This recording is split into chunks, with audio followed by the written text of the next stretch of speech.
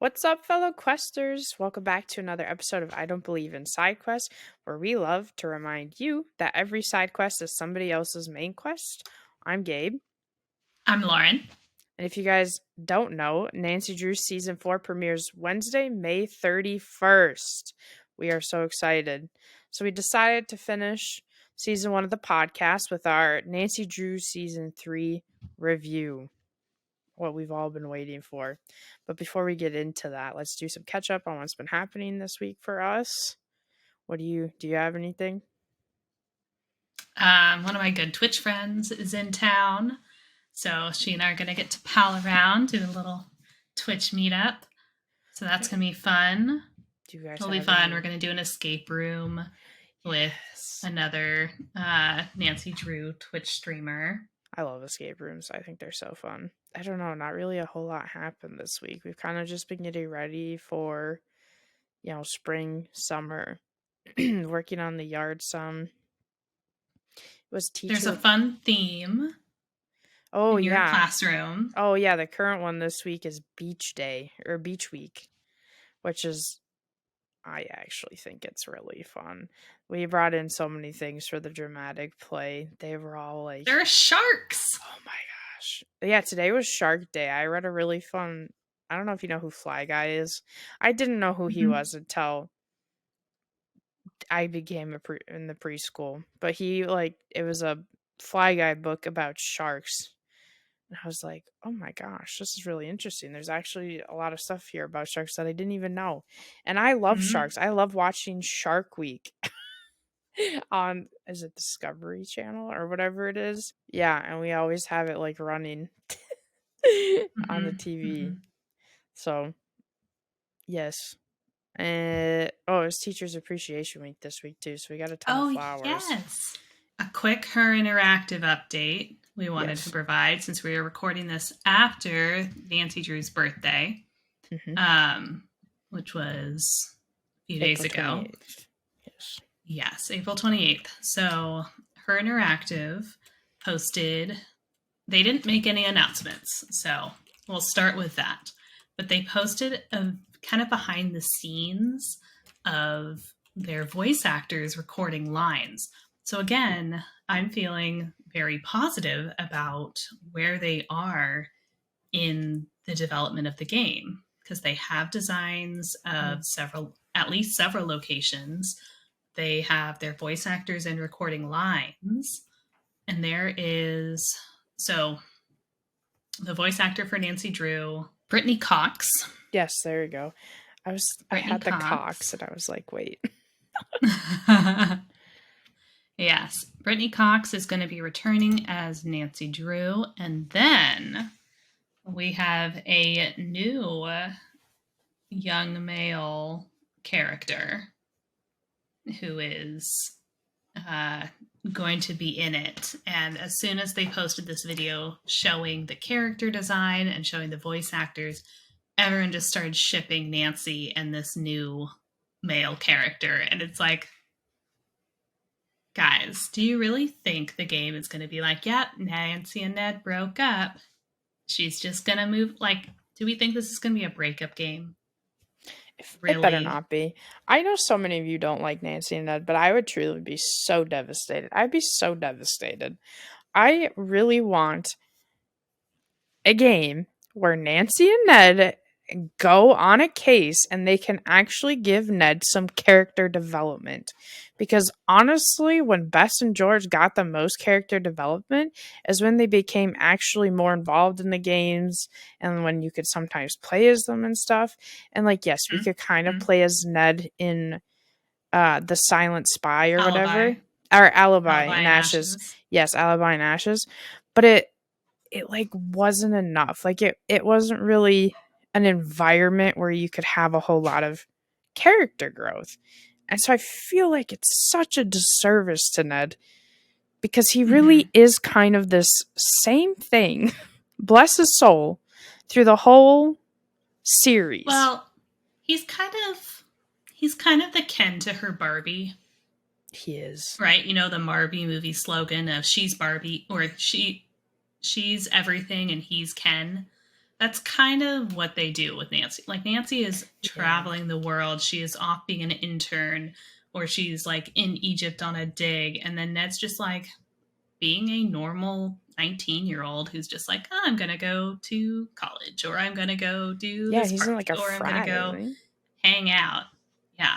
To be fair, I think Ned's living his best life. Like, not that he doesn't miss Nancy and would love to have Mm-hmm. more time with her in person, but like, he's chilling. I feel like he's like, I'll live my normal life. I don't care.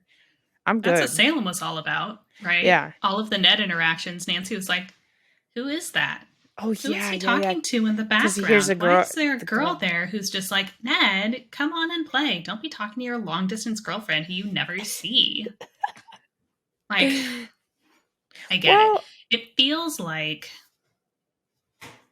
that kind of trope of like the girl who's a year younger than her like athlete high school boyfriend, and then he goes off to college and she's still like finishing out her senior year of school or something, and she's like, we're going to stay together forever. He's going to come visit me every other weekend, and but he's off doing his own thing.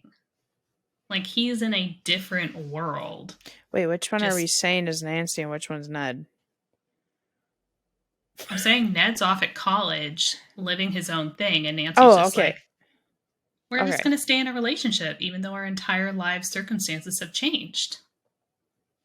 I will say we don't know how much time they do or don't spend prior to the college thing. They do and don't spend together because there's not a whole lot of, I feel like, actually confirmed timeline between all of the cases. Right, because she doesn't age. Or True. she has not aged yet. Yeah. Because they want to keep her in her 16, 17. And yes, it's book timeline. So, like, she's just not going to, like, that's fine. You don't have to It think doesn't really logistically bother about me. the whole thing. Yeah. Yeah. That doesn't really bother me. But I still think there can be character growth, character development, and there Mm-hmm. I feel like is a lot. I Ned needs it. Ned needs a game. Please, for the love of God, that's all I want because I love Ned. Okay. All right. We're getting into it. Season 3. Yes.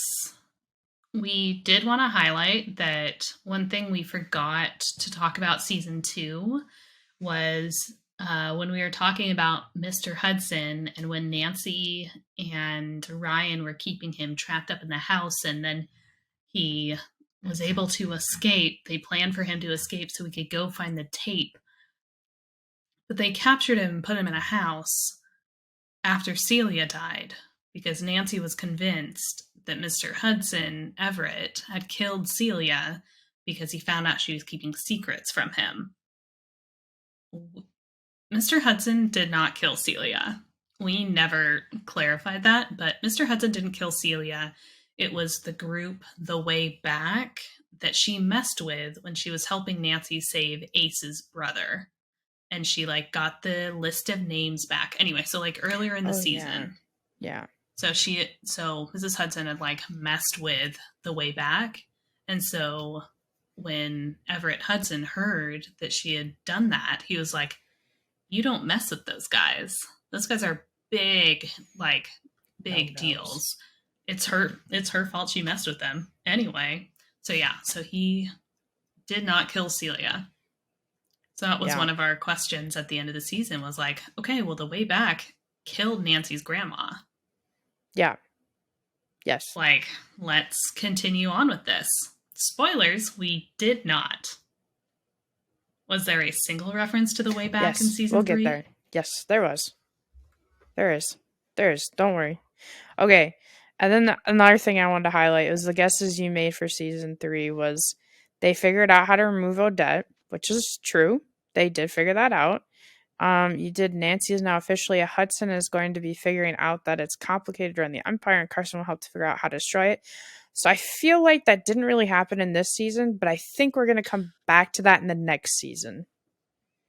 It wasn't official, but near the end, when they were having the estate sale, it was just like, yeah, we're putting the finishing touches on Nancy, like uh, It's Nancy Drew Investigations, but that's not really. destroying. No, no, no, no, no. Oh, But during during the estate sale, like in episode 10 or something, Ryan makes a statement about how Carson and whatever are putting together the final documents or something for the yeah. true dissolution. Yeah, So they talk about the they're trial in and stuff. the final.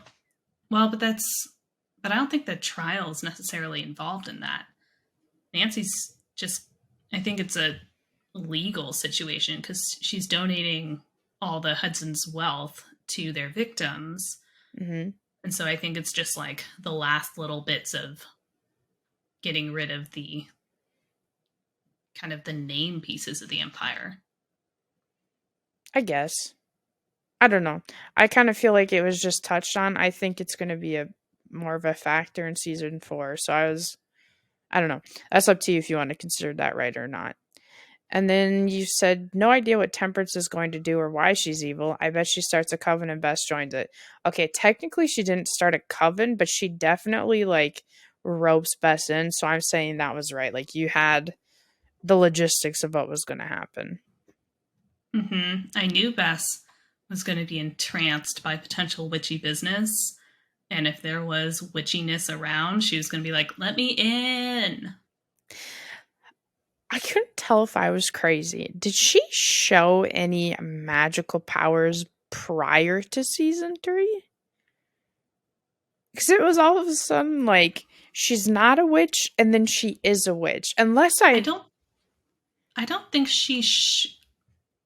I don't think she showed powers, but I think she showed a lot of interest. yeah, like affinity, interest, yeah. Yeah, like she was really Okay. interested in all of the things. And then when she found her ancestor Martha's book that had spells, Oh, the that's when grimoire. she tried that first spell to try to protect Ace. That did Right, not go well. right, And then Temperance was just like, "Come, my child." right. Okay, okay. I was Yeah, a little. I don't think she did any magic beforehand. Okay. I want to hear your initial thoughts on the season, but first I want to say I was towards the end, or I think it was just when this episode came up. I was thinking about how in season 1 review I said Ned what did I say? That like Ned pushes people to process stuff faster than they can or need to, you know what I mean? Like he like I feel whatever.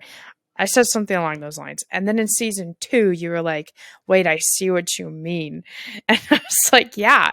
Okay. And then in this season, there's an episode where George's dad sent her a friend request and she basically ends up going and seeing him and having a conversation with him and all of that.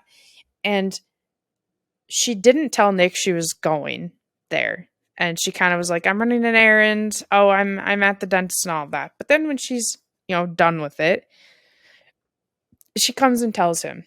And he gets so mad that she didn't tell him she was going. No, let me finish before you respond. So I don't think it's necessarily the same as what he was doing in season 1 and season 2, but I would have understood his anger if she had gone and told someone else but didn't tell him. But I feel like I can understand him getting hurt, but I feel like the anger he showed was just kind of like why? I mean, that's like a serious trauma for George, something that affected her whole life. And like she said, because she didn't have her dad, she sought out older men and, they used and abused her. And then she was known around the town as like whore George or something like that, she said. And like that was so sad and tragic. And like that's such a deep thing. And to not even know if do you really want to talk to your dad when you get to the door? Are you gonna go do it? What is gonna happen? Is it gonna be everything you wanted? Is it gonna be everything you didn't want to happen? I can understand her not being ready to tell him and like just needing to do it herself and then come to him after. And I guess I wish he would have had more compassion for that. Okay, go ahead. Sorry. So, in a vacuum, yes. But I agree with him that it is a full pattern of behavior where anytime anything emotional or stressful or anything like that comes up, she just says, nope, gonna handle this alone, goodbye, and then will lie to him or omit the truth or have her friends lie to him and Yeah, cover that I things agree up with. like he's her dad. Like Yeah. Nancy does that to Carson all the time. Mhm. And so, yes, isolated incidents of like, and I don't think he would have reacted that way if she hadn't done it time after time after time after time. But I Yes. think The I pattern think it part I was agreed just with. so I just think the pattern part of that of like him having a lot of stress going on in his life and then also her like just doing this again and Yeah. always about things that are really important to her and as we're going to talk about later like he wants to be very involved in like what's going on with her and I'm not saying it's right but like if there is that pattern of not telling people lying to you for things that I you don't need to Mhm. and she talks to him and she's like well I didn't want to hear your opinion on it or I didn't want you to try to talk me out of it and I just think that could be part of the conversation of just like hey I'm gonna go do this thing um like just have the conversation of I'm not looking for your opinion or I'm not looking for your input on this. I'm not looking for you to talk me out of this. I'm going to go do this. Can you support me? Here's my I don't know if it's a counter argument, but here's my thought on that. Was something that I have encountered with my dad and a lot of my male friends, and I'm not saying all males Mm. are like this, but Hmm. I feel like the male brain more often than not is kind of wired to be a problem solver.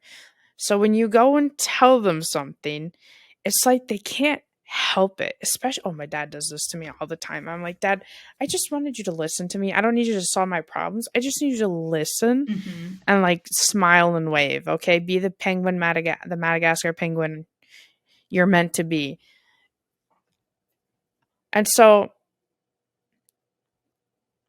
I do think she could have talked to him about it. I'm not saying I agreed with her not doing it, but I could understand where she was coming from. And I agree that the pattern is an issue. I mean, that's a red flag. Like, is the pattern ever going to break? I will say I Hmm. think she's grown a lot. So I feel like that's hopeful. Like she had progress. But I could see her mindset being like, he's just going to try and problem solve this for me or he's not going to help, like he's going to want to give his opinion or whatever. But yeah, I just had to bring that up. Totally. I think this might have been my favorite season so far. I really enjoyed, I think, every episode. I feel like there was an episode or two in like season 1 and season 2 where I was kind of, especially season 2, is that the one where we talked about there was all the fluff episodes, it felt like? The Yeah. one-offs. Yeah. Yeah. Well, yeah. I loved like a little one-off mystery that they would go and solve and Right. it would have a breadcrumb and that was always really really fun. This episode or this season was shorter by 5 episodes than previous True. seasons. True. So it was a little more of a condensed storyline. That's true. I guess it's so hard because I feel like shows back in the day, right? You get the 20 plus episode seasons, right? And so it was like two seasons within a season. You had like the first half and then you had the second half. And it was Hmm. kind of okay when there was one-offs, but there's still enough progression that you weren't like, okay. So I enjoyed the one-offs in the second season, but I felt like there was a lot of them where they're like you said breadcrumbs, but it wasn't enough progression. I feel like in this one we had a very firm path of like what was going to happen, and we followed it. And I think they could have added they could have added a couple more episodes, and we could have had like when we had the hidden staircase episode kind of that Yeah. played right. I loved that. I feel like they definitely could have added more of that. But it kind of, I feel like part of it is now I feel tainted by all these seasons that are like condensed 8 episodes, like that's like the new thing. Yeah. And I want like And a go ahead.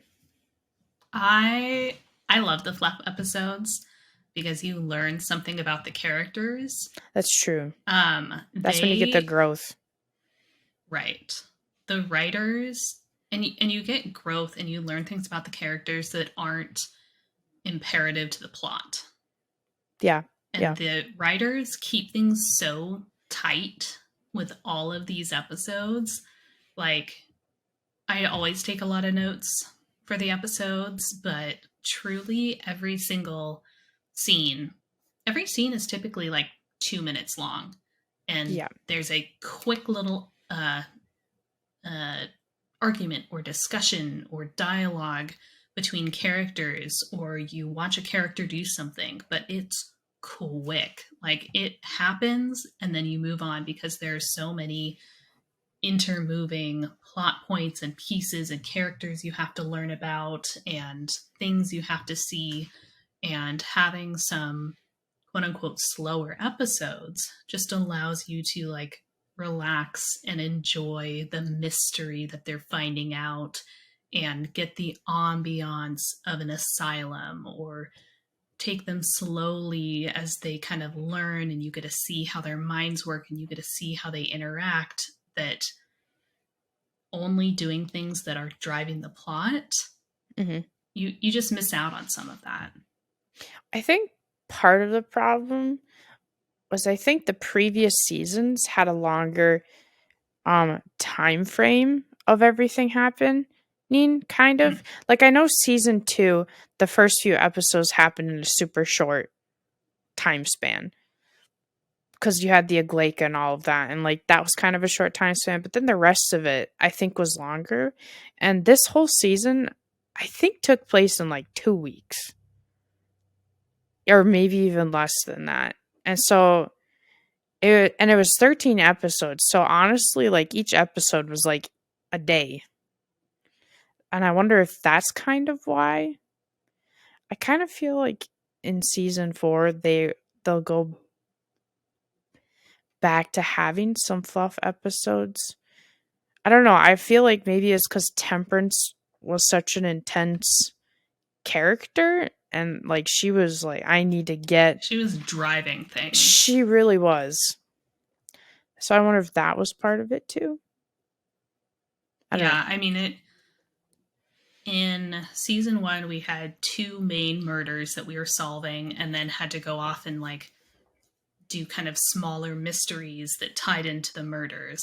Mhm. Season 2 we were finishing up like solving the Aglaica, just learning about um, mystical forces that we kind of started learning about in season 1. And Yeah. then um, Season 2 was like all lore. It was all it lore. was The lore, it was world Nancy's back. history. Yep, history, the Yeah. white ladies, the history of the history of the town, history of the people. It Yeah, was it just was, like yeah. lore. And then season 3 was, I don't know if we want to hit the summary right now, but we should do the summary. Okay, yeah, before we do that, we finally got to see the young Carson Ryan episode I was talking about. I love that episode so much. Do you know when they become young again? Oh The yeah. Yes, I love that episode so much. Watching it again, I was like, there's such little shits. And then the dream episode with the best mobile, and she's like, strap in. I got Mm-hmm. it. And they're like, don't. You're like, take the wheel, and she's like, don't touch my wheel. I love that one. Mm-hmm. Um. Were there any big likes or dislikes you want to? Sure. There's an episode where there's a party and Bess accidentally gives everyone a potion or something that forces them to tell the truth. And so there's just a ton of truths that just get spilled out because, for once, the characters cannot sit around keeping secrets from each other. And it was so fun. It was so cathartic. It was a little horny because Nancy and this FBI Agent Park. profiler get it on in a coat room after we've been watching tensions fly and spark between them all season. Bess or George and Ned tell each other how they really feel about their relationship. Yeah. Anyway, there were just a lot of it was just cathartic for me to be like, finally, now you have to be honest with each other. Thank God. Yeah. Do you maybe want to talk about the beginning of the season? Yeah, so the beginning of episode 1 for season 3 is Nancy has stepped into her role as the final person in the Hudson Empire, and she's taking on the leadership of this big town festival that they have every single year. And there's like a corn maze, and we're in September, and I think it's been a couple weeks since they brought her back, and she since the end of season 2. I think it's been a couple weeks since she announced she was a Hudson. She got rid of the demon. Everett got arrested, all of that stuff. And so they she's at this festival. She's being interviewed about it. They're asking her some questions, and she's just like, okay, I'm a Hudson. I'm getting rid of the Empire. Bye. And the whole gang is there having fun. Everyone's packing up because the festival hasn't started yet. It's going to start. Nancy goes into the cornfield, and there are some weird scarecrows that are kind of creepy and all about. And then she finds the body of somebody with their heart or their chest cavity frozen, and their heart has been pulled out. Yeah. And then it goes into the Nancy Drew, like just the intro music and whatever. But yeah, so that was the first 4 minutes of the season, and it was like, "Ooh, alrighty, okay." It was intense. It was intense. It was yeah, because that's what launches the whole season, is trying to figure out who is freezing and stealing hearts. What are Temperance's real intentions? Is she good? Is she bad? Because Bess initially thinks... Go ahead. Yeah, if you don't remember, Temperance is Nancy's great original ancestor. Aunt? No, it's 7 generations between them. Yeah. I know. But like she's an aunt or something. She's some relative from 7 generations ago. Do we know how she's related to Nancy? I think it's direct. Nancy? It's direct. I think it's a direct line. I have some follow-up questions on that, but okay. Yeah, so Nancy's ancestor from 7 generations ago, who Nancy accidentally revived with her blood at the end of last season. And so Temperance is just like back to her former glory. And she's a very powerful witch who had to wait for 7 generations before she could break a barrier to come back into town, and is now in town and starting up some mischief. And the gang is like, okay, this will be good. But yes, there's a lot of mistrust going on with her early on, and different characters over time either trust her more or distrust her. She's teaching Bess how to be a witch, and then Bess loses trust with her right at the same time Nancy is starting to be like, well, she's helped me out with some things, so maybe I'll like her more. And so there's a whole like, what is she planning? What is she trying to do? She's always 2 steps ahead of us. Oh my goodness. And so finding the Frozen Hearts killer is the more or less the first half of the season, and then we know enough about that we find a human who was working alongside of a magical creature who was kind of copycatting it. And so we kind of say, okay, so we just have this serial killer who's doing that. Great, that's a separate thing. But then we have a mystical creature who's being very particular and specific about the hearts he's freezing out, because the hearts he's freezing out contain pieces of the soul of Temperance's daughter, Charity. And Temperance wants all the pieces of the soul so she can form a key to open a seal to the underworld. And so now we're just trying to stop Temperance from doing that, as she, again, is all steps ahead of us. And so that is the second half of the season. I guess maybe she wouldn't be a direct descendant, because I think we can assume Charity didn't have a baby. That was my thinking. Because Charity was 18 when she died. Right. Which, sure, I guess means nothing, but I feel like Temperance never talked about siblings. Right. So that's why I think she was like an aunt or something. Like, she could be a relative.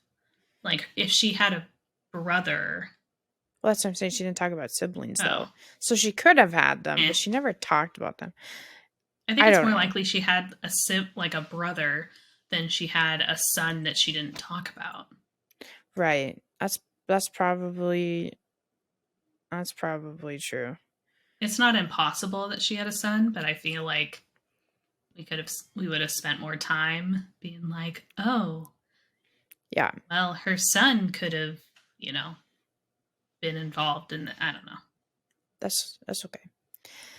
So basically, the season culminates to the final episode, and the Drew crew has to come together to save Ace's life, because I don't know if you said this. I was listening, but I was trying to figure it out.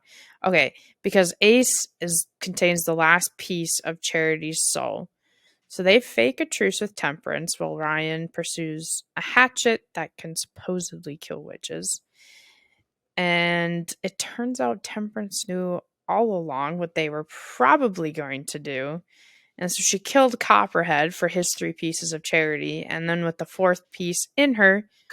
Copperhead is the mystical creature that has been killing the other people to get their pieces of Charity's soul, and he also was Charity's husband and working with Charity to split her soul, so Temperance couldn't get at it. Yes. Oh, sorry. I thought you said that with what you were talking about. Nope. Okay. Yeah, so with all the pieces, she's able to finally complete her plan, which... Is it to... So I know she wants to open the veil, but it's also to revive Charity, right? No. Or is it just to use Charity to open the veil? She turned Charity into a key who could open the veil. That's right. So it is just essentially to use Charity to get... It's just her soul. Yeah. All right. Yeah. Okay. Yeah. And so at the youth center, Ryan throws the hatchet at Temperance in kind of like a last-ditch effort. And Temperance is like, hi-ya! And it doesn't happen, but then Nancy is able to kill her with it, supposedly. And a shard from the magical hatchet gets dislodged inside of Ryan. Go ahead. Yeah. Lodged, I guess. Lodged, yeah. The main thing is that they kill Temperance in the first 10 minutes of the show, or of the episode. Oh, so yeah, it's the first 10 minutes of the episode that Nancy has beaten their final boss. Mm-hmm.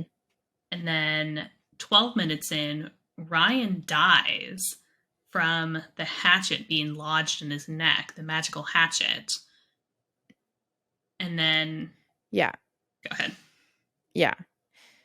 Well, part of it's because it's in there, but then because of the evacuation, there's also just nobody there to help, and like they don't know what to do, and they're freaking out, and he dies. Go ahead. And they're evacuating because Temperance, as she's opening up or she's bypassing the veil or whatever, it's launching into this quote No, unquote that new Genesis, which is basically bringing out a whole bunch of natural disasters, and it's really just like going to remake the world. right. But So she's ending the world as that we know doesn't it. happen yet in the first part. In the first part, they start to get there, but she doesn't actually get to opening the veil. Nancy kills her before that can happen, but they had already been working on the evacuation in case they didn't Oh, they succeed. got everyone evacuated. Yeah, That's right. yeah, Yeah. They were yeah, successful in the evacuation, right, but even though they nothing. didn't need it. Okay, sorry, go Yes, ahead. no, it's okay. And right, so Ryan dies. Nancy becomes a hermit for a month in her grief until finally she kind of goes and reconnects with everyone, and specifically reconnects with Ace. And they finally have their bliss, their moment. It's so beautiful. And then Ace freaking dies in her arms. And I remember the first time I watched it, the anguish I felt. I was so pissed off. I was so angry. The entire time that they were in bed and just happy, I was like waiting for the other shoe to drop. I was like, no, Nancy doesn't get to be happy. That's not how this, like, what on earth is going to be happening now that is going to ruin it? Yeah. So the She does not get to be happy. the other shoe does drop, and it's Temperance. And she kind of walks into the moment and reveals that this has all been a dream due to a failsafe she had implanted in Nancy's head earlier in the season. I think it was in like the beginning of the season. Yeah. Yeah. So So Nancy now we're halfway through the episode. So the first 10 minutes, we killed her. And then there was 20 minutes of Nancy in this dream world, just like living her it's best 10 life. minutes. 10 minutes of that. 10 minutes of her dream yes. world. And now we're halfway through the episode. And we realize that all of this dreamland has happened like in a frozen time, split second. So Nancy has not killed Temperance yet. We are back. We are back to right where Nancy kills Temperance. Yeah. And it's Yeah. She's a second away from killing Temperance. And unfortunately,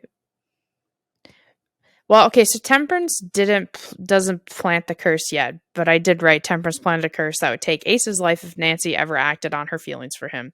So technically, she hasn't placed it yet, but she will she if Nancy kills her. Lips. You're right. So initially, Nancy makes a gut reaction to not kill her because of her feelings for Ace, and they run away. And then Temperance is able to open the veil, and we see the huge tidal wave begin to flood the city. And that's where you see all of this and what the new Genesis is going to mean. And this causes, I would say, Nancy's more selfless nature to prevail. She sacrifices her future with Ace to save the city, and she goes and kills Temperance. So that was our big finale final boss fight with Temperance. And before we get to the rest of what happens in that episode, I think the next important thing to talk about is in the first episode, Temperance is like, "Do you want to play a game?" And they're like, "No." And she pulls out Jigsaw. Yeah, I know, right? And she pulls out these tarot cards and does a reading for all of them. So I'll initially say the whole thing, and it's one of you will be the other's demise. One of you will forsake what is dearest to you. One of you will betray your true love. One of you will lose your heart. One of you will wreak havoc on this town, and one of you will fulfill your destiny, and that one will cause the rest to fall. So everyone in the room was the main five: Nancy, George, Bess, Ned, Ace, and Ryan was there with them. We spent a lot of time with Ryan in this season. Well, he got such huge character development. I was so happy for him. Everyone did. This was such a growth month for them. 2 weeks for them. It was like 2 weeks. It was wild.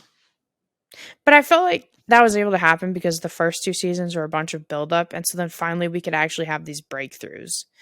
Oh yeah. But okay, I'm a little. My initial thought to one of you will be others' demise is Nancy killing Temperance, but I guess that doesn't make sense because Temperance isn't one of them. Now that I think about it, so then my other thought was, is it because Ace becomes Nancy demise with the curse, and like she's also technically kind of his demise with the curse? Like, is that Why would Ace be Nancy's demise? Sorry. because of the curse? If Nancy ever does anything, Ace Ace would die, So or if, Nancy would be Ace's demise. yes, but it's also kind of vice versa because of the curse, Nancy's like sad and miserable. I mean, we see her crying at and having that whole conversation with Carson because like she's like, that's like my soulmate and all that. So it's kind of like a double edged sword. Like I feel like they're Mm. each other's demise. I don't know who. What did you think there was any other demises? I don't.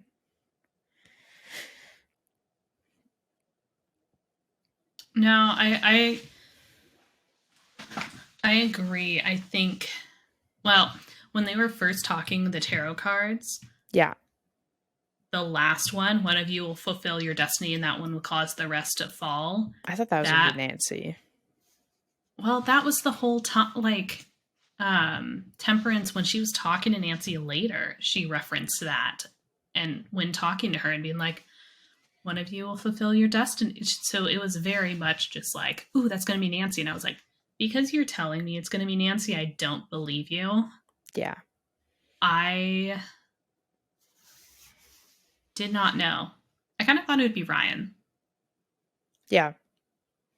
Okay, so for the demise, are we sticking with the I Nancy think it's Ace? Nancy killing Ace. Yeah. Okay.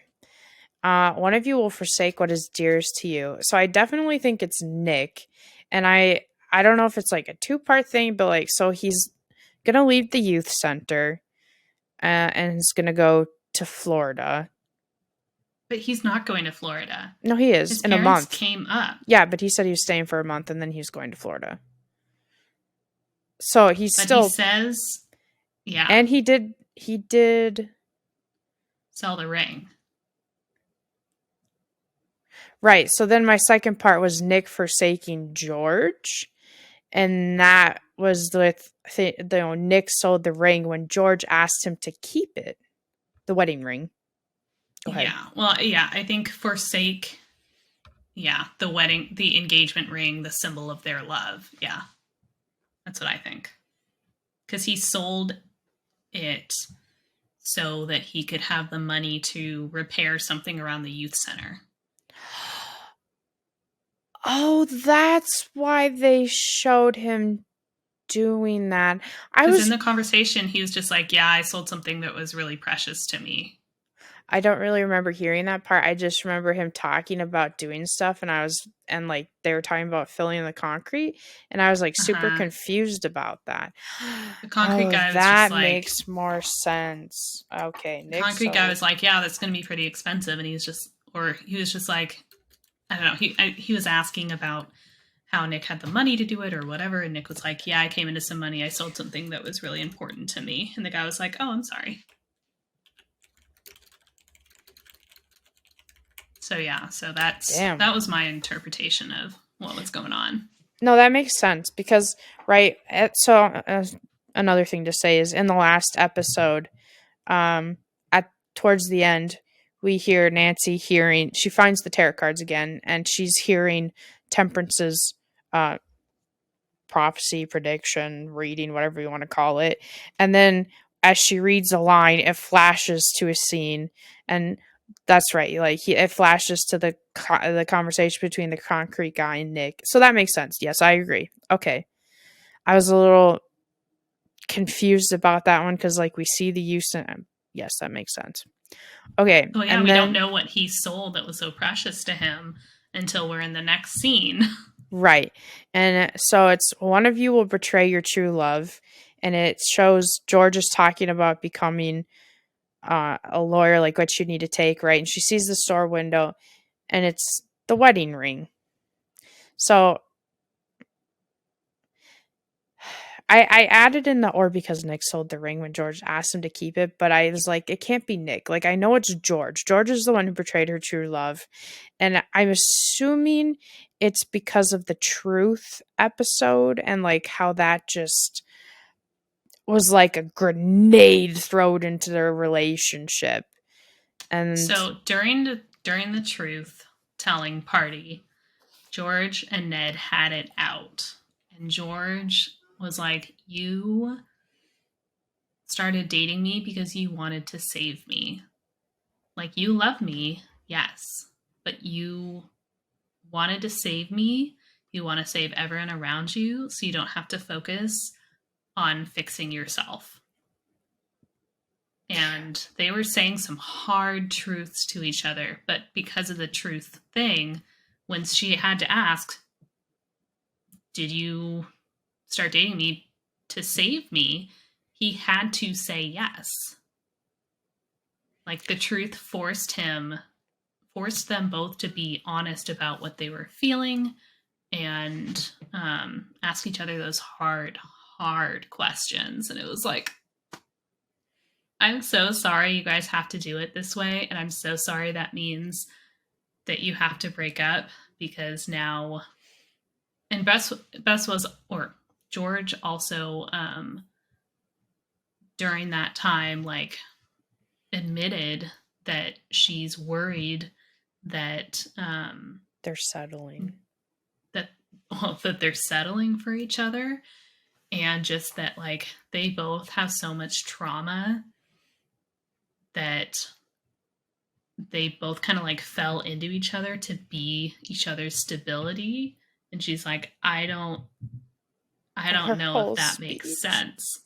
Her whole speech about being plants intertwined and fighting for sun and water was like, I cried. I was so proud of her. I felt like this is where she showed the most growth she's had. It was that they what? Why'd you shake your head? Oh, no, I fully agree. I was just being sad. I was like, that they needed to grow together before they intertwined. And I don't know if that necessarily means they had to break up. I think they definitely needed to not get married, but I don't think that needed to happen.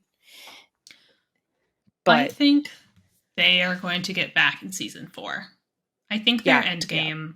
Yeah. And I think they both are going to, like, find some stability within themselves and within their own existences. Yes, I agree. And be willing to start again. I don't know if they're, like, going to get into a relationship, or, like, at the end of season 4 be just, like, willing to try again. Right. That's what I want. I want them both to be, like, you know, rebuilding themselves and their relationship, and then at the end of season 4 be like, I want Ned or George. I want one of them to, like, ask the other one out again, and for it to just be kind of like, I feel like Nick has to do it, and not because he's the guy, but I think in that point he's the one who needs the most healing. So I feel like it has to be him who's like, okay, I'm ready. I'm gonna go for it and see what happens. I will say what you're saying about when she said you were with me to save me or whatever, and he said yes. I feel like that was why I initially did not like their relationship in season 1. And if you'd asked me why, I don't think I could have specifically worded that. But then when she said it, I was like, yeah. Yeah. Her and Nancy. Yeah. And I was like, is that why it gave me the ick? I don't know. It wasn't the ick, but I just like, I didn't like it. It bothered me. Yeah, you want to save everyone else so you don't have to deal with your own problems. Yeah. And then Nick just walks away, and she's like, stop running away from me like you do everything else. And I was like, but is she wrong? No. And then he turns around, he goes, "Did you ever love me?" And she goes, "Desperately, but you know that will never compare to the fantasy you built to deal with your own trauma." And I was like, I'm crying. I'm crying. And then immediately after that, we get whiplash I know. because George is just like, eh. And then we get back to Nancy in a coat closet and the profiler comes in. They start making out. And then he just like goes down on her. And I was like, okay, all right, it's I feel like happening. what made it It's so hard happening. too was that it was so true. Like the things she said were so Oh, totally. true, but they were just said in such a blunt way because you have to be honest. You know what I mean? There's no It's padding. just raw feelings going on. Yeah. Okay. One of you will lose your heart.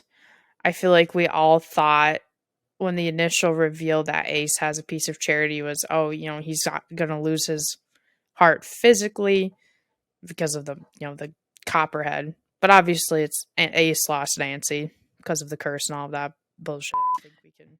Yeah.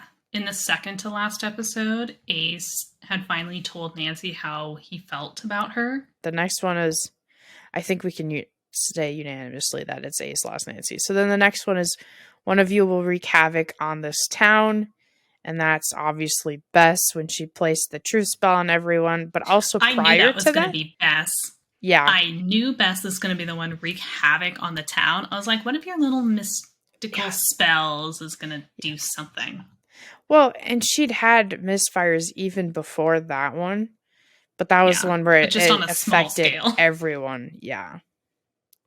So that, yeah. I feel like That this is was so also going to good. be Bess in season 4, Mm-hmm. for better or for worse. And then one of you will fulfill your destiny, and that one will cause the rest to fall. Right. So it seemed like it was going to be Nancy, but I also agree with you where I was like, that can't be Nancy, though, right? Like, it's just so. It's a red herring. And I actually kind of thought Ryan, too, based off of the other ones. I just felt like they didn't really fit with Ryan. So I was like, well, as a Right. Hudson, I was thinking about the quote where Everett's like to him, I hope you outrun the family curse and avoid a gruesome demise. And I was like, well, that kind of feels like. Right. Sorry. Go. What were you going to say? Go ahead. The only other prophecy that I thought Ryan would be good for is the one of you will forsake what is dearest to you. Oh, Nancy, who would have I forsaken. thought, yes, I Oof. thought Ryan was going to do something to like try to, make himself better or whatever that would end up making Nancy turn against him. Like early on or midway through the season, there's a rich friend of Ryan's who comes up and is just like, hey, like I want to donate to the community center and I want to do all these things. And Ryan wants like the status and it's just kind of like, we could make this work, but the whole rest of the gang is against it for good reasons. Mm-hmm. And I didn't know if Ryan was going to try to like make the deal and like just try to do better things. But I could see Ryan making choices that was with good intentions, but that Nancy would find unforgivable because it hurt somebody she cared about. Right. So Right. So when she says this one in the final episode, they show the scene with Ryan with the couple who gave him the hatchet and them forcing him to take them to the historical society. I was so I suspicious of them. Oh well, yeah, they were really weird when They're he's so weird. going in. I thought initially when they took him into the house, we weren't going to see Ryan. Like, goodbye, Ryan. See you next season. I swear to God, I wrote down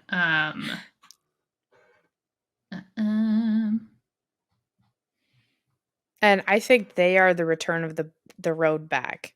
I think that was all put on hiatus. We had to take care of Temperance. Now Temperance is gone, and that's how the road back comes back. Because I feel like once Temperance is gone, right? They don't have the white ladies in white to push them back and all that. Like, there's no one to be like, yeah, you can't be here.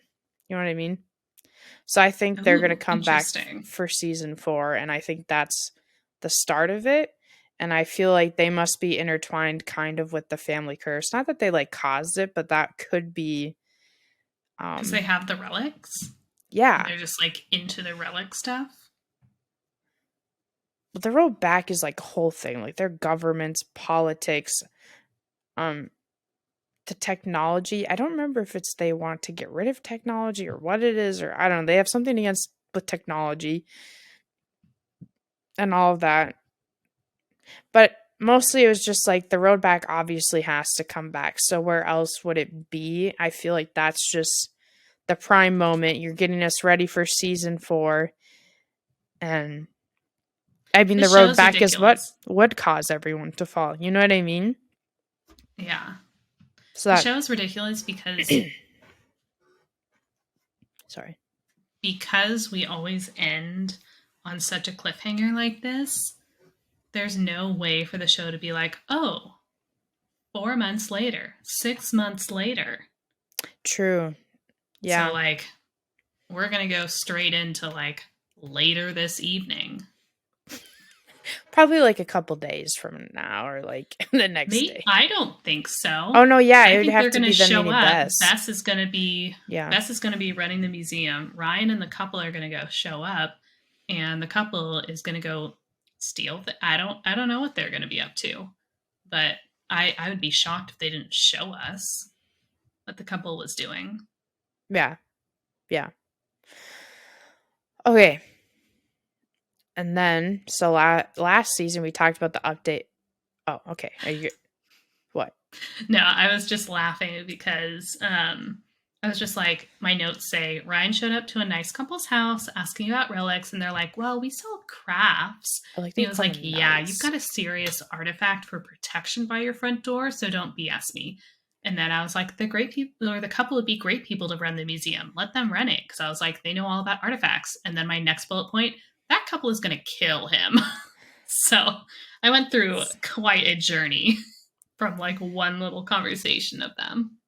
I didn't like them from the very beginning. The lady, I feel like had such a sus look on her face, and Mm. I was like, I don't know about this one, Chief.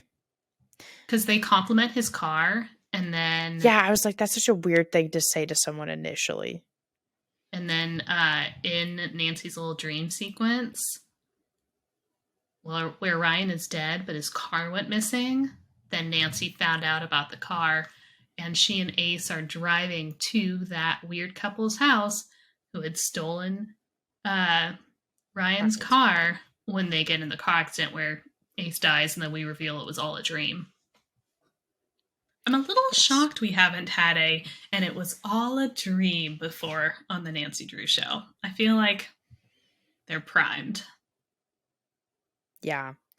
Or like, did we ever have it where they ran into some gas or something that caused a bunch of hallucinations and weird stuff to happen? Did we really get that? Like there kind of is Yes. with that one episode with Ace. I think he's locked in. There's two of them locked in. Never mind. Go ahead. What you were gonna say? Oh, I was gonna say I think season one, maybe, where Nancy like passes like there's a gas and Nancy passes out and the whole gang is trying to like bring her back. I think it's in the asylum or something. Anyway. Okay, updating romances and relationships. The first thing I had to put down was I love towards the end the developing relationship between George and Carson and them working on law together and Carson being like, you're really good. Maybe you should think about it. I loved that. Yeah, there was this whole trial episode, and George is just like, "Oh, I can run off and get that witness statement for you." And as soon as she showed like that little bit of interest, I was like, "She's gonna go be a lawyer now." Okay, Well, just saw it coming. I feel like she talked about it in one of the previous seasons that as a kid she wanted to be a lawyer, which she brought Oh, up again in that episode. I th- yeah, I don't know. But yes, yes, yes, yes. So that was a thing. Then there's also the super I feel like the strengthening bond between Carson um and Ryan. Like they really become low-key like a gay dad couple. Like, you know what I mean? Like, Oh yeah, Nancy's always just like, oh, my dad's. I know, So they're good. so I love it. Um And and Nancy, when Ryan dies in her little dream thing, oh my gosh. and she's just crying and being like, Dad. She's never called Ryan Dad, but Yeah. he was dying and she called him Dad. And I was like, no, I can't do this. Yes, yes, yes, yes, yes. Yes. So I love seeing that cultivate. I feel like they have really awesome chemistry together. Like the actors, like they Yeah. know how to. It's just really good. It feels good. It's honestly a bromance. You know what I mean? I feel like they're a Mm. bromance, but we I do get mean, the rom. actor who Oh god, plays Ryan, I mean, he's charismatic with everybody. he is. Anyone he Yes. interacts with, you're just like, I love this guy. This guy's great. He's a good time. I Yeah. think it's Well, his grown frat boy identity that you're like, adorable. but You'll you let him also get away with learn. anything. It's genuine though. You know what I mean? I feel like in season one, it seems very disingenuous and icky. But in season two Mm-hmm. and season three, you find out it really is genuine. Like he isn't just trying to be a sleazeball with all of his charisma. Carson and Ryan have the bromance, but then Carson does also get some romance with the DA Jean. I think her name was Jean, right? And I love that so much. I was so glad that we finally like Carson was um kind of able to not move on from his wife, but you know what I mean? Like he said, find that there is a life, a life that could be good, even if though it's without his soulmate. Because he does tell Nancy that her mom really was his soulmate. But like, I love that. That doesn't mean his life's over. Exactly. But yes, we can. Oh, and so the season ends with they're gonna go on a weekend trip together, and I'm like, yes, please, thank you. It does. We'll get back to that in a different section. Um. Okay. Yes, you talk about the Georgia Nick because that's what I had next. So, how long did we? How long ago would you say was the start of season 1 in the timeline? Oh, I'm so serious. I'm pretty sure the whole season takes place in 2 weeks. It's 2 or 3 weeks. Season 1. Oh, Like from the end of season 3 to the beginning of the beginning of season 1 when the show started to the end of season 3, like 6 months? 4 months? I no Well, no no. I think it's no. it's at least 6 months, if not a year. It's not a year because we started in summer. Oh yeah, We started in summer and that's true. now we're in winter. Or where it's snowing anyway. Are we in winter or spring? It's snowing. So if we say it's, under a year Or that all Nick? of the shenanigans from season 1 till now, at the beginning of this year, 6 months, whatever this period is, George was still hooking up with Ryan. Nancy and Ned were dating. Nick. I always want to call him Ned. It's Nick. Sorry. Nancy and Nick were dating. Yes. And then 3 months after that, roughly, don't know. Well, actually, yeah, within the first month or so of the period, Nance or George and Ryan break up. George tells him off for dating her when she was an underage teen. And then Nancy and Nick break up, and George and Nick get together. Also, within this time period, after not very long of dating, but George gets a spirit caught inside of her so that she has a shortened lifespan, and so she and Nick are just trying to like rush things along and get together. And so then George proposes. You were right, I was wrong. Last season, where George has proposed to Nick, but Nick hadn't said Yeah, so they were not engaged at the end of last season. Early on in this season, Nick does this whole beautiful proposal in front of all of their friends and her sisters. It's so cute. He gives her a ring. He gets presents from her mom, who's in China. Like, it's this whole beautiful thing. Within season 3, which we just said was like about a 2-week period, they then are like, let's just get married. Like, why are we waiting? And in my mind, they've been dating for maximum 3 months. Okay, this is what someone said. Sorry, I was looking at while you were talking about it. So they're saying that they think season 1 starts on like August 31st.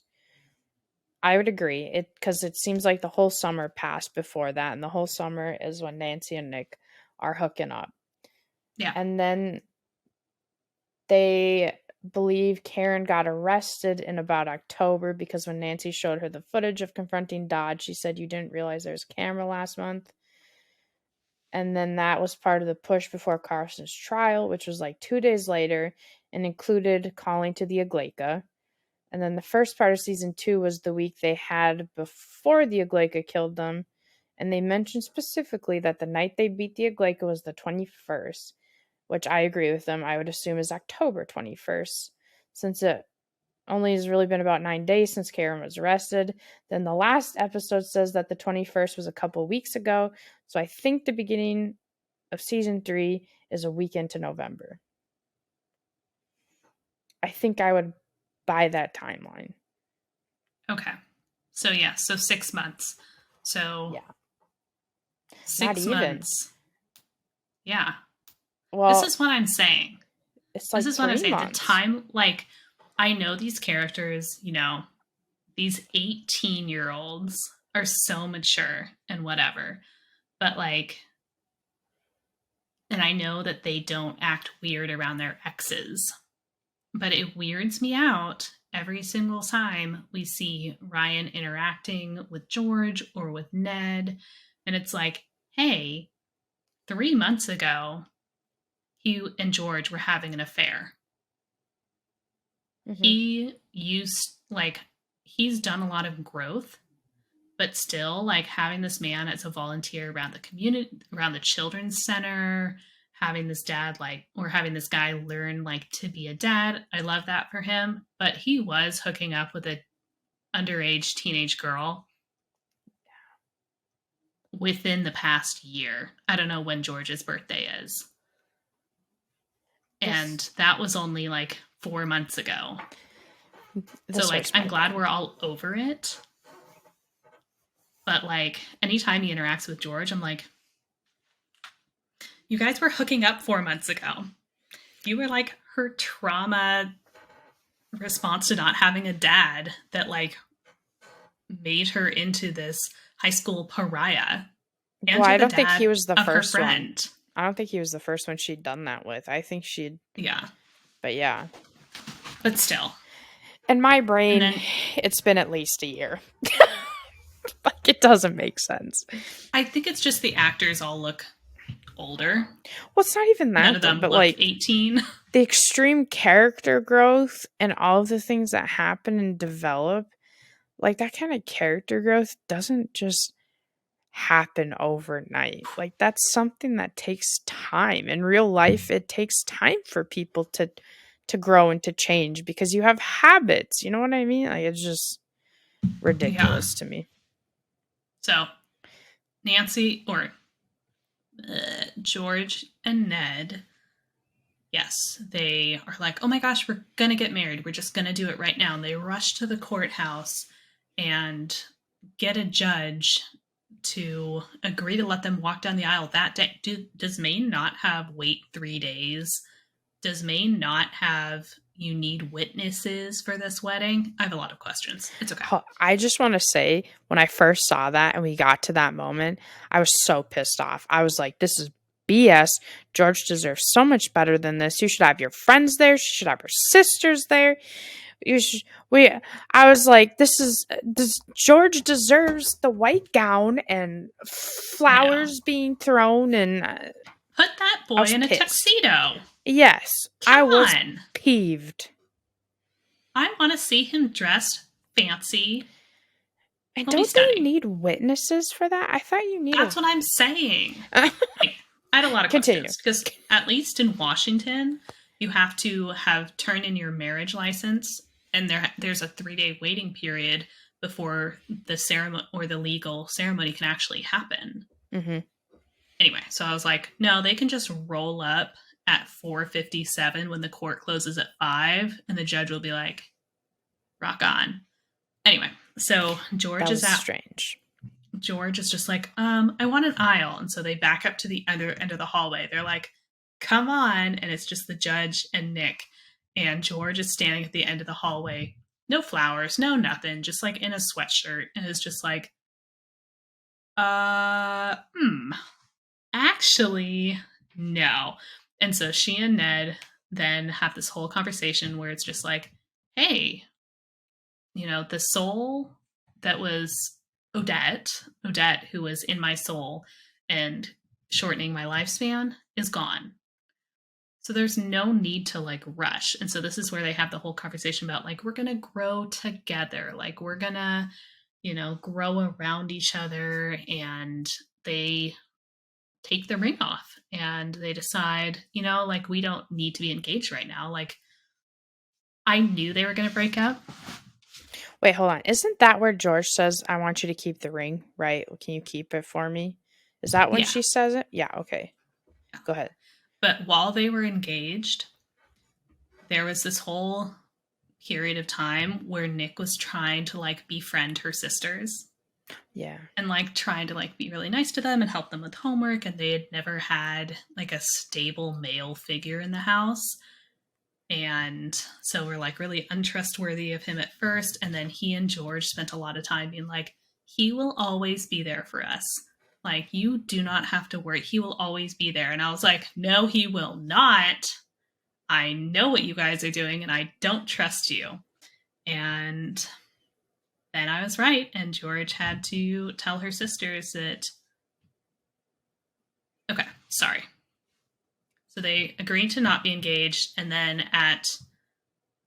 they're kind of like trying to explain to their friends. They're like, oh, yeah, well, we're not engaged, but we are still together. Then it's the And truth there's potion. clear, and then they fight, and there's, just a lot of stuff going on. But then there's the truth teller party where they do break up. And after that, George has to like talk to her sisters and be like, he's still gonna be part of our lives. He's still gonna be friends. And it's like, oof, girl. They got so upset. I was so heartbroken. I'm I so know. heartbroken. Also, so the main cast, like, they were in their mid-20s, so they aren't changing that much over the years. It's been 3 years since we were first introduced to George's little sisters, who are little. Like, they're probably like 7, 10, and 15 or something. And they're just growing up so fast because it's been, 3 or 4 years since we started shooting this show.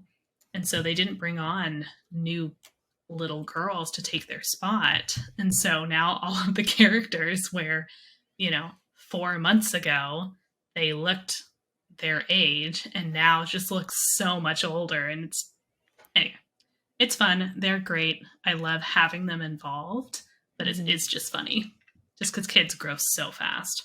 Yes, yes, yes. So, yeah, by the end, they're broken up on semi okay terms. Honestly, I don't really feel like they got to good terms because there was just too much going on. You know what I mean? No, during the kind of tsunami piece, during the Mm-hmm. big flood, Ned was just running through the crowd, just crying out for George because he thought she was out there stuck somewhere. So, like, there is some feelings in there. But then looking at the tarot cards predictions, where they do say, like, you know, betrayed her true love and those kind of things. So I just think they'll get back together. I It'll be think they fine. Like, will. things will work out. But like seeing everything that happened with the ring, I just don't feel like they're on good terms. Like it might not be bad, but it's not good. Wow. Yeah, I don't think they're going to get engaged anytime soon. But I also think that that original ring, I mean, for their relationship, kind of tainted. Like, I guess in some ways it could symbolize growth that it's like, oh, okay, no, we did end up coming back together. But like, it makes sense that she'll get a better ring I agree. I think or a it's more different ring. that they didn't have that conversation. And so she just has to go and suddenly see it in a Yeah. shop. Like, that's a really poopy way to find out. And that's more of what I mean. I think, yes, I agree with if they get married in the future, she should get a different ring. So Bess is single in the beginning of this season because Odette was like, Single and so ready to mingle with anyone she walks by. I wouldn't say she's ready to mingle. I would say she was masking the pain of not having Odette by having one night stands with ladies. Which is the mingling part. Well, mingling, I feel like when you say single and ready to mingle, I feel like that implies you're looking for a relationship. I would say you're mingling with people at a bar or a party where you're just like, oh, hi. Oh, hello. I guess I've only ever heard it used when people are looking for more than just a one night stand, like a date or something. Mm. And she just wanted the poo-tang, okay? She just was ready. She was, yes. Yeah, because, well, so Odette had said she was going to sleep. She wasn't going to keep trying to take over uh, George's body. And so she's kind of having this thing with Addie, who is, she's Native American. I don't remember what her tribe is, but she's Native American and working with the youth center because the youth center is on Native American tribal lands that are important to them. And there's all of this. And so her and Bess kind of get off on the wrong foot because Bess is looking to slay some cats. And Addie's like, I'm more dignified than that. Well, more dignified. And she also just like saw Bess as just like a materialistic, Yeah. like basic bee Mm-hmm, who, mm-hmm. was like into shopping and like technology and whatever, whatever. Yeah. And Addie is just like she went on a walkabout to deal with her trauma that was like no phones or anything like so she's just like very rooted and grounded and just like looking for something deep and meaningful and Bess is just like gross. Yeah. Yeah. And so they're kind of having a thing. They're not quite serious, but they're a little more, not a little more serious, but they're trying to go out on like an actual date. But then there's this whole thing where they have to separate the souls of George and Odette, and they do it. And when they do it, in order for it to work, Odette has to crush the piece, or Bess has to crush the piece of rock with Odette's soul in it. So we say goodbye to Odette. And it makes me so sad. I loved Odette and George's body. Not that like I didn't want to get rid of George, but like it was Well, with the rate these seasons are going, we've got 20 more seasons before we'd hit 10 years of George's life. that's so 20? true. Do I mean 20? No, I mean 40 or 200. something. True, true. And then that's kind of where Bess is able to be Move okay on. and move on. Yeah. And then her and Addie become more serious and are definitely, I think, very serious by the end of the season. Are there, Yeah. oh, go ahead. It was interesting because, like, we had Addie in several episodes. Mhm. And then one of the last times we saw her, okay, one of the main things she did was talk to Nick about trauma. She was Mhm. like, oh, like, I had a cousin who committed suicide and I did a walkabout and got rid of like all my technology and whatever and just like was with myself for 2 weeks or whatever it was to like really kind of reground myself and heal. And she's like, how did you heal from your trauma? He was like, well, my mentor died, and then this other woman who was a mentor to me also died, and then I got in this tumultuous relationship with Nancy, and then I got in a tumultuous relationship with George, and then I bought several businesses. And she was like, great. And which one of those helped you heal your trauma? And he was like, None. Oh, what trauma? I don't have any trauma. Yeah. But like one of the last times we saw Addie was at the truth telling party where we learned that there was like a bunch of like ore or something really spooky scary, which ended up being like the seal to the underworld or whatever, behind the children's center. And Addie and her tribe knew about it. And so we like learned that she knew about it and that her tribe knew about it. And she like asked Bess a question at the very end while they were making out, like what Bess knew about it. And Bess was like, truly nothing. And she was like, okay. And then they kept making out. And I was like, okay, like what's going to happen there? And then we like basically didn't really see Addie again. Like we saw her for like bits and pieces in the children's center. So she was still around, but she didn't have any scenes that she was impactful to. Yes. Okay, does that cover all of the relationships before? Do we get everyone? I think so. Because Ryan doesn't have anybody. He's just living his best life in the bromance with Carson. Okay, so in the beginning of the season, Ace is still with Amanda. Amanda is off. What? She's in like Spain or Italy or something. Well, didn't she leave the last season to go on like a hiking or something?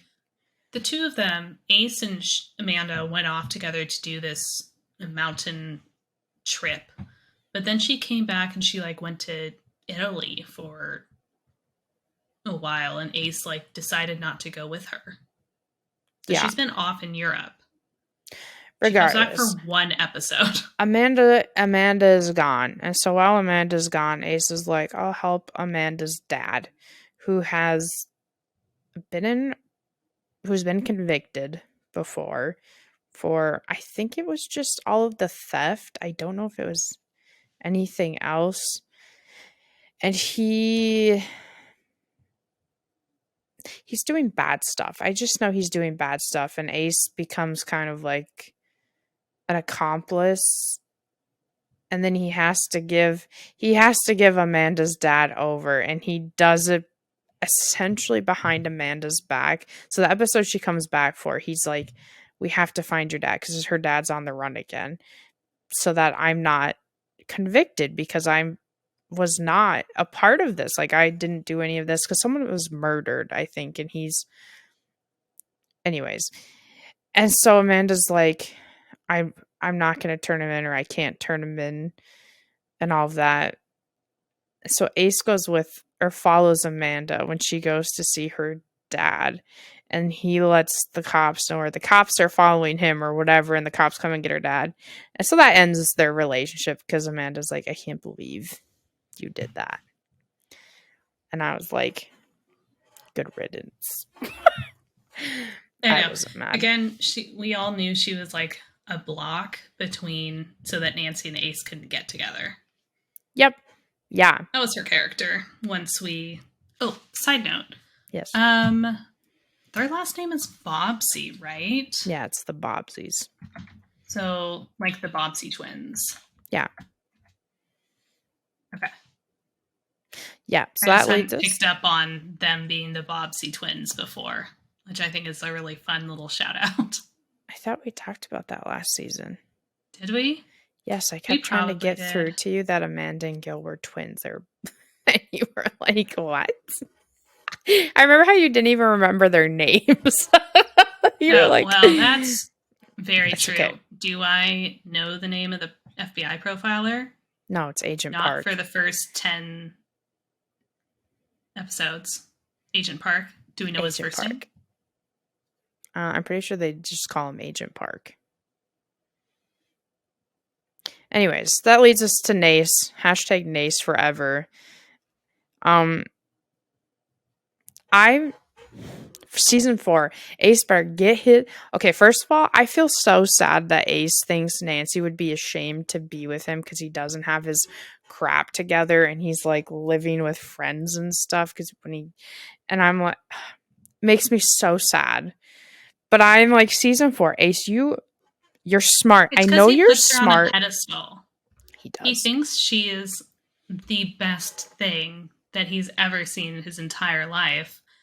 And so he's just like, why would she want to be with me, a dishwasher who lives with his parents?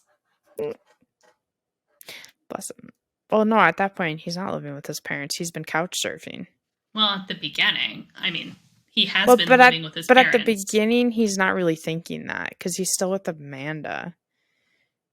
It's not until that whole shit goes down because when they arrest Amanda's dad and get the other guy, it his mom overhears him talking to his dad about the secret son, and his dad just blows up and kicks him out of the house.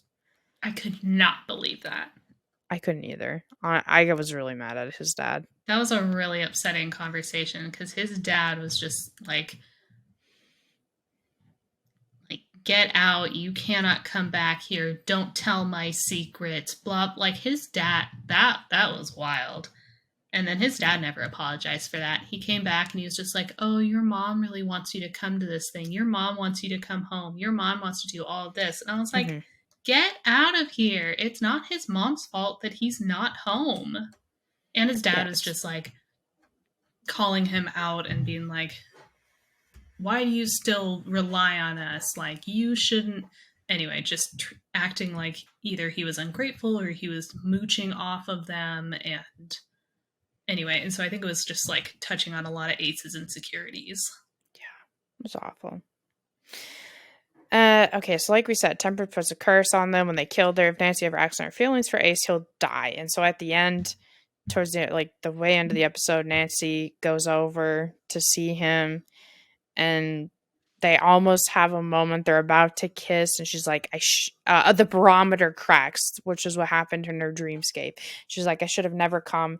And she just stab to Ace. It's just like, there's nothing between them. There never would be.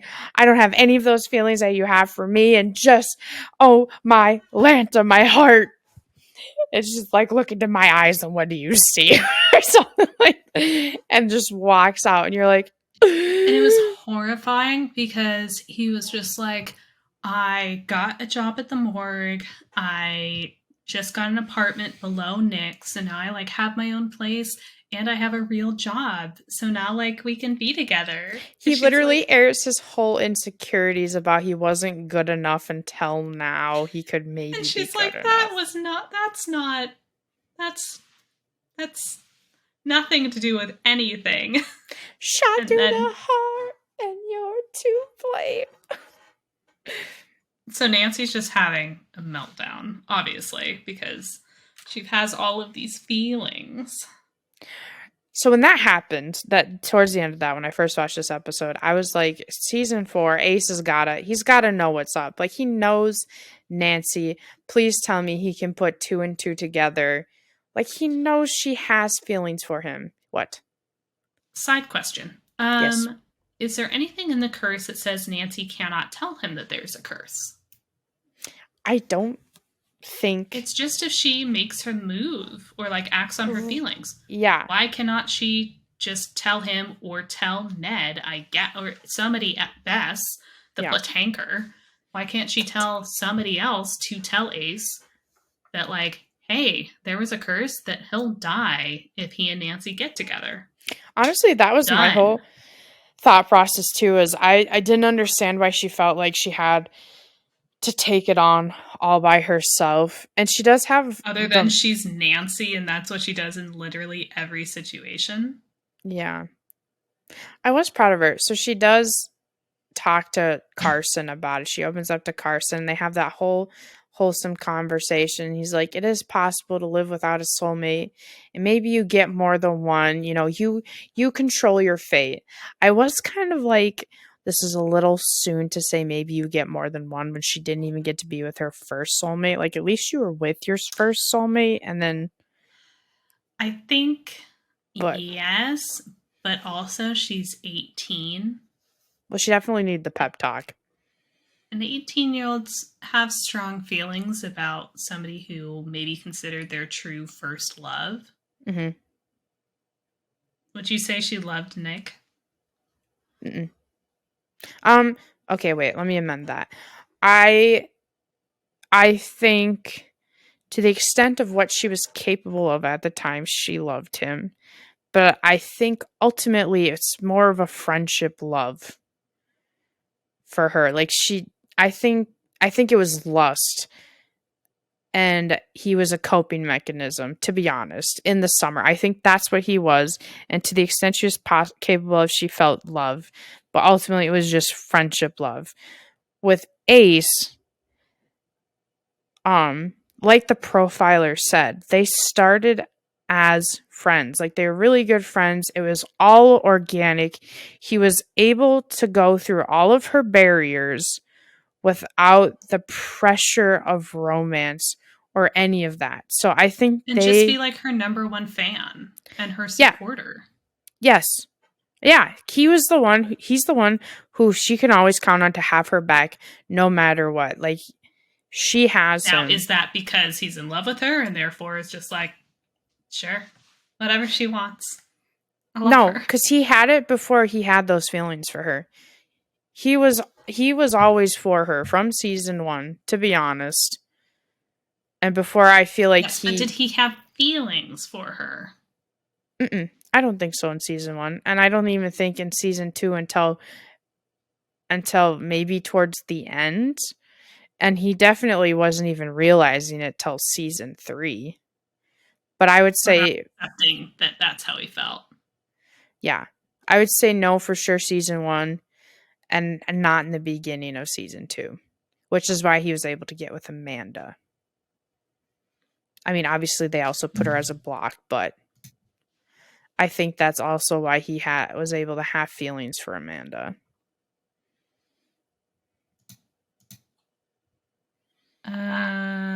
Hold on. I I think he always has Nancy's back because he truly believes in her, in the kind of person she is, and in what she's capable of. Mm-hmm. And I think he would not be afraid to tell her if he thought she was wrong. Yeah. But I just think they have a very pure bond. So I think how it went to be, even though they are so young, I would say that could be true love. They could be soulmates. Oh, totally. Yeah, I Because it was do. never really lust. It was, go ahead. No, you go. Sorry. I think I'm just saying that, yes, do I think he is one of her soulmates? Absolutely. Hmm. If I'm, I'm just saying from a parent's perspective, being like, hey, there might be more people out there than just the people you know at age 18. Yeah. I think that's a good, a good move to be like, hey, kiddo, if it doesn't work out with them, you're 18. There's so much left of life to like Oh, yeah. see No, if there's. I agreed with his advice. It just was like, it felt like such a whiplash. Like, she didn't really have any time to grieve any of it or anything. Like, it was just like, well, we're moving on. You got this, champ. But she was asking.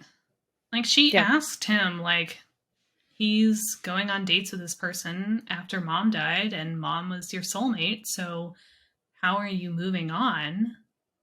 Well, yeah, but right, and he said it is So, he possible to was live just without a explaining. soulmate.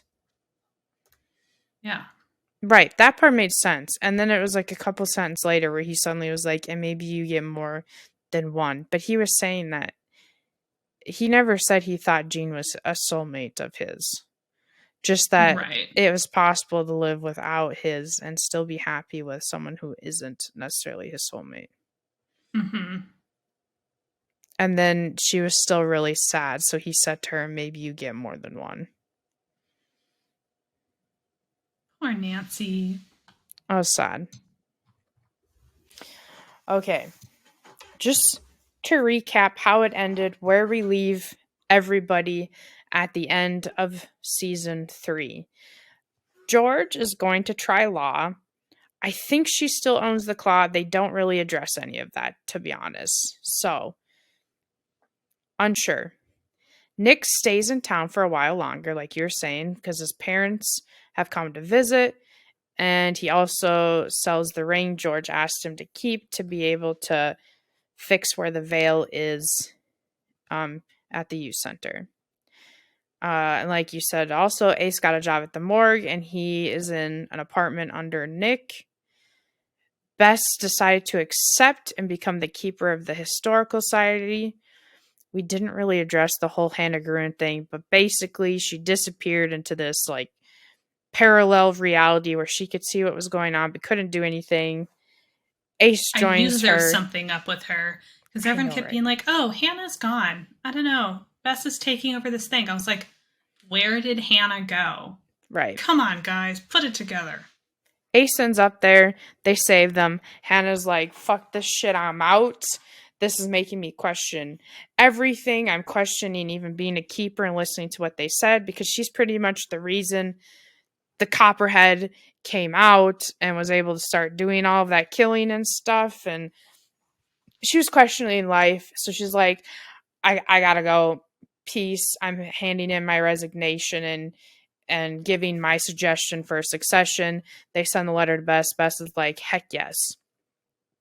Nancy got Icarus Manor in Temperance's will, and she turned it into Nancy Drew's investigations. Low key, I was like, who wants to work in there though? Because that place is creepy, but pop off, And queen. do it. I think they should move the historical society to Icarus, and I would then agree. it I would can agree with that. like That'd be be so there cool. with Nancy. Yeah, And that'd be it's cool. just like, oh, come for the paranormal and get a paranormal detective on the way. True, true. We last see Ryan. He's in trouble with some bad people. Probably we see him with the couple, and they're like, take us to the historical society owner. And then Carson is going on a weekend trip with the DA. And then the final scene, someone calls Nancy and they're like, I saw a baby girl. Can you come to the cemetery at 10 p.m.? And she's like, It's her a first call mystery? as Nancy Drew Investigations. Yeah. So she's like, of course I'll be there. See you then. She doesn't. None of that happened like that, but that's how it went. It's the vibe. It's the vibe, It okay? is. It is. And so she gets there and she finds that all of the graves have been dug up and the bodies are missing. And you're like, Oh okay, no. great. Love that. Um, yeah, so guesses for season 4, like I was saying, is I think it's going to center around the road back. They were kind of put on the hiatus. I think that's what the couple is. We're bringing that back. Obviously, we're going to get to Everett's trial because we kind of slowly talk little bits and pieces throughout the season about working on it and it's coming up. And in that case, I think Detective Tamura is going to come back because Agent Park is leaving now that the frozen heart case has been solved. He was just like a coming in because we He's a didn't have Detective. profiler specialist who was a Well, they didn't have specialist on the Detective Frozen Tamura. Hearts killer. Right. But part of it was that they didn't have Detective Tamir. They just had their normal police officers. So they sent someone in to come and help. And yes, he was like what you said. So now that he's gone, I feel like Detective Tamura is going to come back, especially if we're going to start focusing more on the Everett's trial, which also leads me to say what you said for one of your guesses for season 3 is I think we're going to get back more into Nancy being the Hudson, figuring that out, figuring out the Empire, taking it all down. F you, Everett. And I think George being into law Oh, I huge. think she'll really shine Hmm. during that case because Yeah. she's going to be mentored. She's getting mentored by the judge and obviously working closely with Carson and doing all of that. So, yeah, so I think George is really going to shine. Bess is going to be dealing with the road back and whatever shenanigans are going on around there, Causing um, more havoc causing unintentionally. more havoc. Yeah. Ned, I I think feel like Ned he's and going to be George are going to gone work. for the beginning of the season. And then he's going to have to get pulled back for something. And then they've maybe been able to grow apart, like while they're apart. And then it will be possible for them to come together.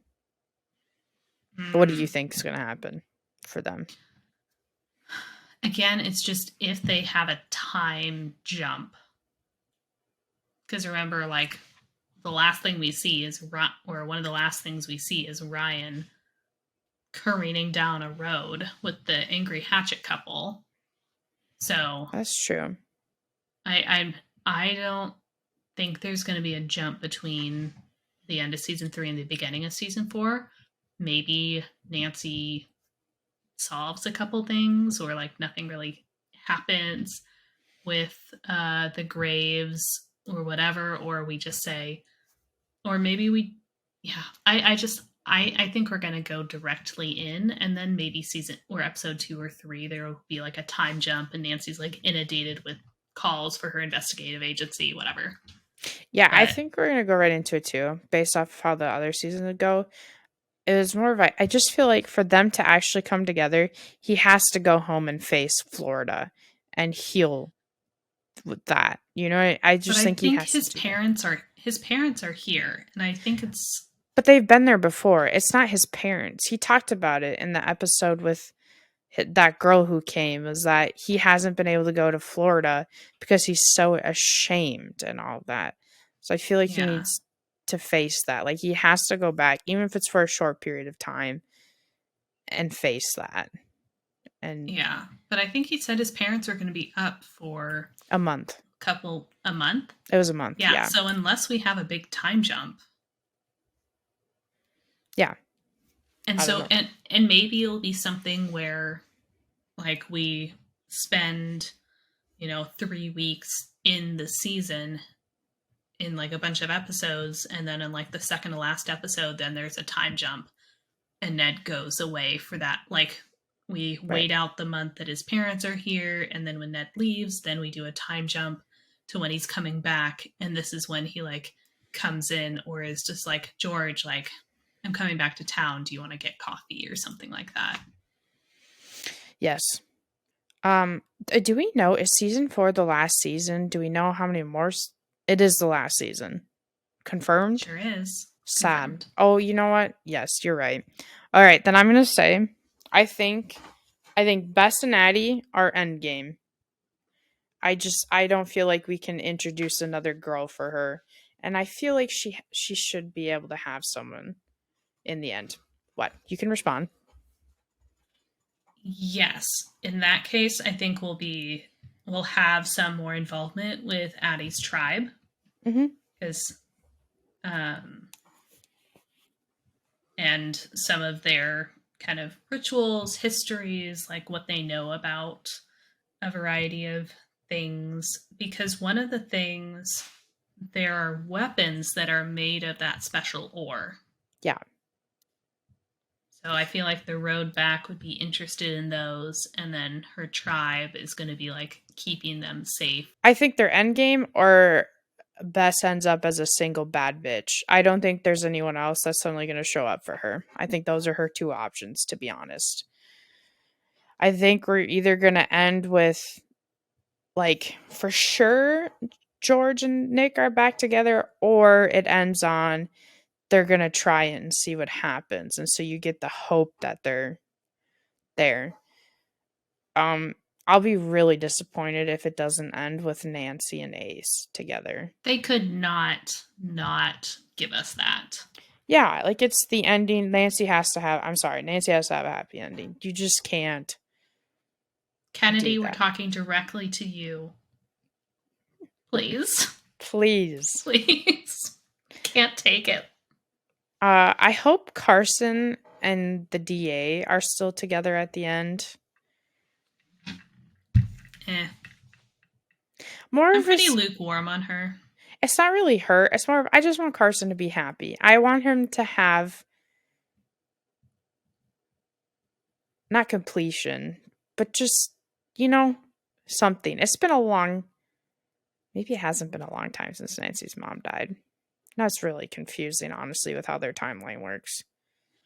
That's what I'm saying. Like, I started thinking about it specifically because of Ryan and George interacting, and like, because at the end of season 1, she was telling him like, "Hey, you really messed up things Yeah, in my you life. fucked me I up. was really Mhm. messed up. Like, that was a I cannot believe you were hooking up with a 17-year-old. Like, what is wrong with you?"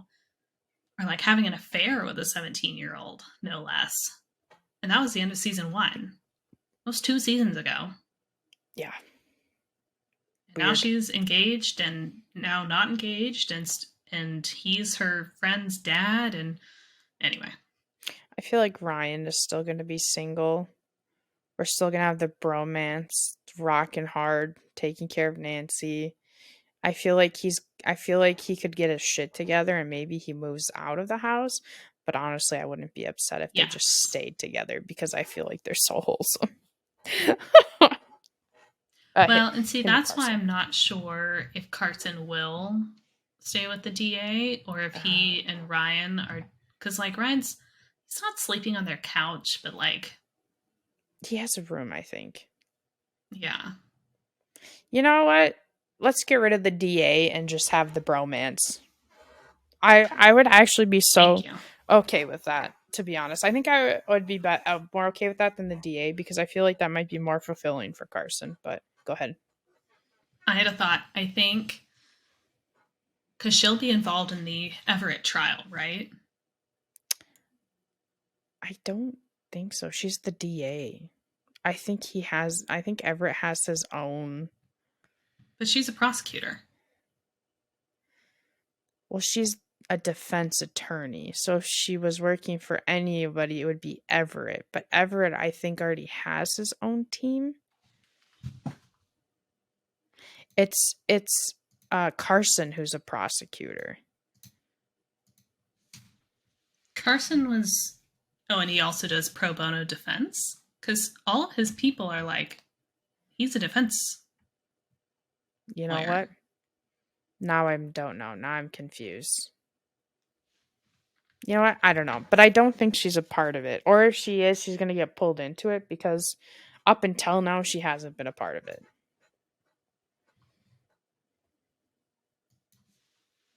That could break up their relationship because they'd be going That's where against I each was other. going with that. Yeah, because that one case was like she was taking Well, stuff way too personally. and she was just like so confident in her Yeah. own direction, even though she was wrong. And she was, I mean, she was doing her job Yeah. to be like, hey, this is what I'm arguing. Like she was winning, she was doing great at her debate, but, and that's again what she is being paid to do. So I cannot hold that against her. But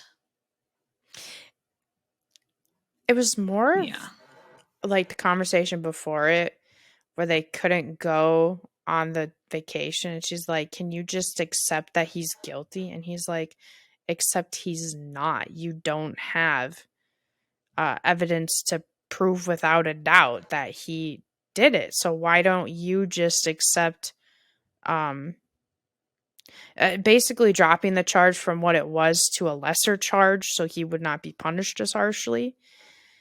And yeah. she's No, like, that no. conversation in the kitchen, Yeah. yeah, where they I, were arguing the case, but like not in front of a judge. But yeah. yeah, Yeah. she was In the just being kitchen. like, And that's where she where was she, all of a sudden like, she took it all personally. Once they got in the courtroom, like, as much as she was doing her job, she was taking everything Carson did personally, I felt. And it was yeah, like, just accept he's a piece of shit. I mean, that's literally what it felt like she was saying. Yeah. And bless It's just like, you Nick. can't trust, like, Yeah. you have to trust your gut or whatever. Like, yeah. No, she was very, very convinced that this kid was bad. I mean, everyone was convinced the kid was bad for truly no reason. All But because yeah, so one I really time, didn't like her. I really did not like her in that scene. And I also thought it was really inappropriate that she and Carson were having a relationship and also being in a courtroom together. I yeah. thought that was totally a conflict. I could not believe that the judge was like, I'll allow this to like continue to happen. But I guess the defendant could bring on any legal aid that they wanted. Mm-hmm. So, but I think DA Jean should have excused herself from it Her due sole to a conflict of reasoning interest.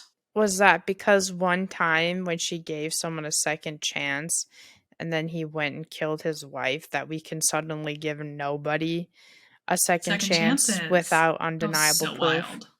I was like, okay. And then it turned out that he didn't do it and the guard was just a nincompoop. The outcome Literally, was he was too blind to have actually identified the kid as the one who stole the laptop and beat up a person, killed a person. I think it was beat up.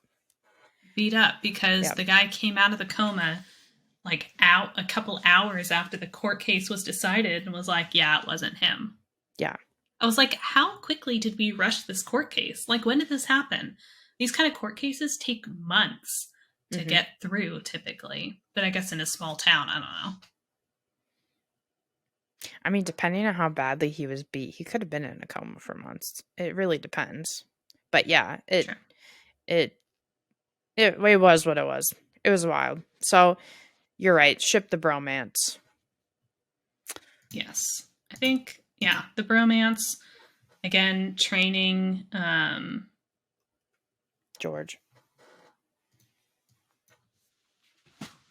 Oh, no? training Ryan to be like a dad. Mm-hmm, mm-hmm. And he was so cute when the kids at the At the youth center liked him because he's never had the chance to be a dad. And he just like is so sad about that, even though he's what, 36. Yeah. You can still Yeah. get married and be a dad. Or you Mhm. can anyway. Any other predictions? At this point, no, they really didn't give us a lot to go on.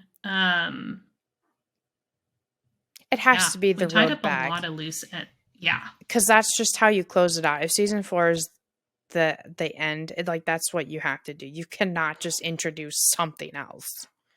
especially because the road back started with that group of guys who were staying in Icarus Hall. And in Icarus Hall is where there was that big murder scene where they all but 2 of them died. And then the 2 that died, or the 2 that survived, ran off to create the road back. But they The were White all kind of Lady's Knights Curse. Templaring around Mm-hmm. and were protecting their ore and whatever. But like all of that was happening in Icarus Hall. Mm-hmm. And Nancy now Has Icarus Hall. has her office and owns Icarus Hall. So I just think she's just going to find stuff in there. Agreed. All right. In that case, we're going to wrap it up. Unfortunately, today we aren't able to do a female developer spotlight because we're condensing season 4 into one episode instead of 2 episodes like we've done in the past. So just as a reminder to all of you, if you have a developer, game, or side quest you want us to talk about, or any local anonymous gossip, you simply must tell someone. Please, please, please let us know on Twitter at nosidequests. Oh gosh, again, at nosidequests, or email us at nosidequests@gmail.com. And if you'd like to see our lovely faces during the podcast, we post each episode with video to our I Don't Believe in SideQuest YouTube channel. You can find me, Gabe, at nenyaadamas on Twitter, Twitch, YouTube, and Instagram. And you can find my lovely co-host, Lauren, at sweetie_patat on Twitter, Twitch, and YouTube. Sweetie, I hope you have, or Lauren, Oh my gosh. I hope you have a You great did it right the time first time. in your outing after we record. So I hope you have a lovely time. We will see you guys for season 2. Thank you. Thank you for being here. Thank you for being a part of this journey. It's a crazy feeling wrapping up season 1. It's crazy that it'll be a year since we first started the podcast. And I want to thank you, Lauren, for joining me on this crazy adventure, because we certainly have had ups and downs and all arounds, and I really am so glad you said yes when I was like, yeah, hey, you want to do a podcast? I So said yes. she said yes. So thank you. Thank you. Fun. Thank you. If you don't have anything to say, then we will see you guys. I love you. I love you too. I love you too. Bye, Okay. guys. Bye. We'll see you for season 2.